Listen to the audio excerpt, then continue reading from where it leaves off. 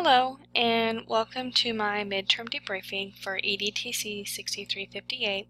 I'm Maria Ng, and I look forward to sharing with you where I'm at in this course and my project.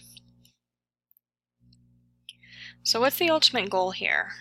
The ultimate goal is for students to show mastery of the topic of cellular respiration by earning a score of 80% or higher on the cellular transport questions on the district-based assessment and end-of-course exam.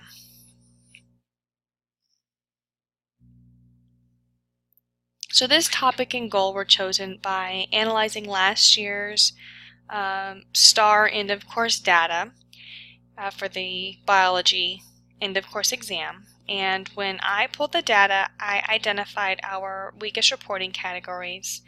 And from there, I identified the lowest scoring texts.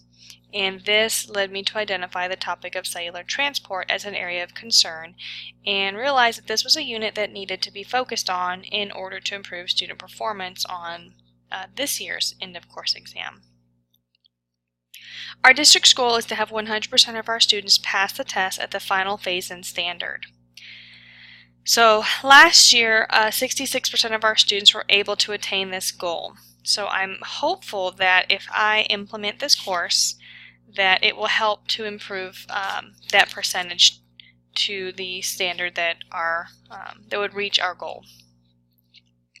So by the due date, I hope to have the project completed and have a representative group of students complete this course. Due to the timing of end of course and the timing that this project is due, I'll not be able to actually use the real end of course scores as a gauge to measure the success of the project. We typically don't get those scores back until the very end of the school year or early summer, and the project due date will have passed by then. So rather, I'm going to use our benchmark to measure the improvement of scores. This may end up working to my benefit, seeing as that our benchmark this year is last year's released end of course exam, so it will be the same test, and I'll be able to evaluate data with the exact same questions as that the data is that I'm using to make this decision to use this topic. So my instructional solution is coming together really nicely. I've housed my instructional solution in the Wix website builder. I've created a welcome page, and this will introduce the students to the course and show them, explain how to navigate through it, and it also contains the other pertinent information on the course. So this course is going to have 4 modules, and they are going to discuss all the aspects of cellular transport that the student's going to need to understand in order to be successful on the benchmark assessment and their end-of-course exam. In each of the 4 modules, there's going to be multiple steps that they're going to need to complete. Each of them will have a few pages that contain textual information about the specific topic. The text is going to be supported by images, and there will be a few animations and short videos embedded throughout the lesson to also reinforce what they're reading in the text. Each of the modules is also going to have a discussion board question for students to participate in and to give their ideas and feedback to show that they truly understand what they have just finished reading about. Each of the modules is also going to have an interactive video lesson. I chose the Web 2.0 tool called Zaption to create my interactive videos. I really like Zaption because it allows you to take a YouTube video that you would normally just show as an informative piece of information and change it into an interactive lesson. So each of the interactive video lessons have supportive text overlays and questions embedded in them in order for students to answer as they watch those videos. And I believe this is really going to reinforce the learning that they're receiving not only from the video but from the text that they had read prior to watching the video. For each of the questions that they answer, in the video, they're going to receive feedback as to whether or not they got the question correct, and it'll also come up with an explanation of what the correct answer is and why that's the correct answer. Again, I think this is going to be very important in supporting student learning. As far as my end product is concerned, I've just got a little bit more work to do to get done. The actual e-learning course is complete. Everything is up and running. I am currently working on the formative assessment. I've selected a handful of students and asked them if they would be willing to work through these on their own time to give me some feedback. As far as their impression of the course, any suggestions for improvement, things like that. So once I get that data, then I can go in and make any changes based on the feedback that I receive. And I'm really excited because the SME that I had look over this project for me for my initial assessment or formative assessment of it, there was a lot of it that she really enjoyed, and we've talked about actually using this in next year's lessons to support this unit.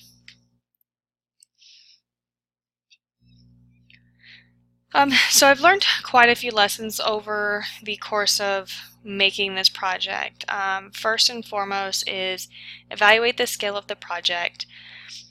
I originally went in thinking, oh, I'll, do it as far as the district's concerned because we all take the same test, but I very quickly realized that that is a very lofty goal. For me at this point in time, it'd be a very hard one to implement and get a good measure of. So I scaled it way back to where I would just measure a smaller population of students within my campus.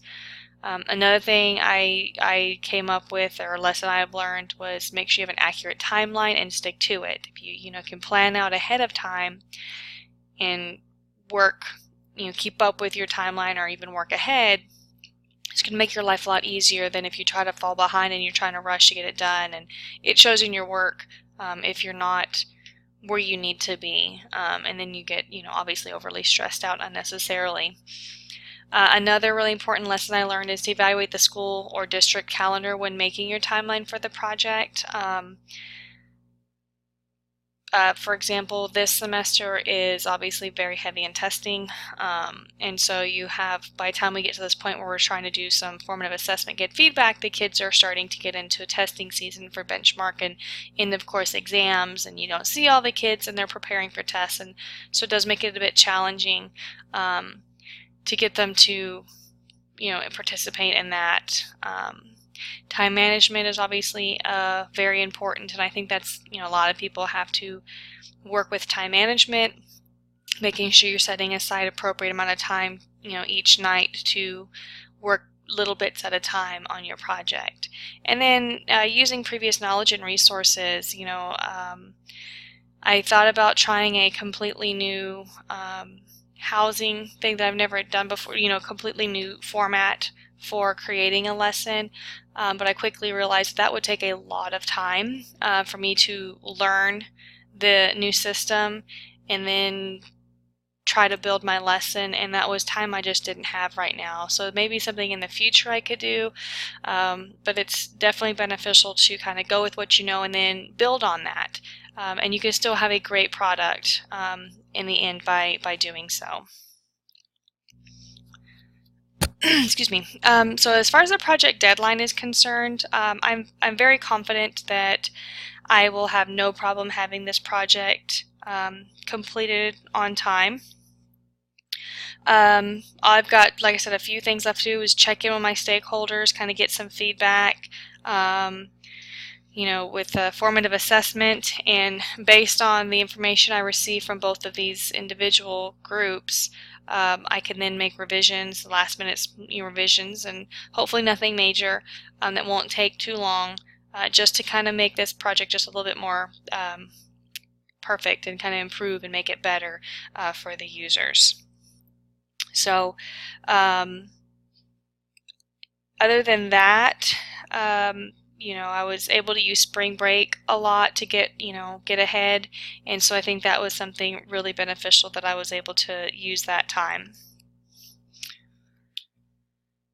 As far as questions and concerns, for me again, one of the biggest concerns I have, as far as making sure I get this project finished on time is getting that feedback. And again, it's because it's overlapping with the timing of testing with my kids, and I'm not seeing them every day, and trying to remind them and communicate with them about getting this, working through it and giving me some feedback is a challenge. So I'm trying to encourage them to get that back to me as soon as possible. And then as far as concerns that would affect the entire class or future students, again, I think the biggest thing is making sure you've got a strong timeline, that you've taken into consideration all the extenuating circumstances that would influence your ability to complete this project on time. Look at your school calendar, your campus calendar, the district calendar, whoever you're working with. What's going to take up their time and occupy them away from being able to help you get your feedback. I think that's a big issue, I think, for a lot of us, probably, that maybe we didn't plan for that appropriately. I've kind of heard a couple people mention this. But having that good timeline, if you can get all those things in consideration, it gives you a roadmap to completing your project on time, and allows you to plan for those obstacles and work around those, and allow you to still continue to create a well done product that has good feedback and gives you plenty of time to make adjustments as necessary based on that feedback. But that's it for my debriefing, and thank you for coming along and watching this. And if you have any comments or questions, feel free to shoot them at me. I'm happy to answer. Thanks.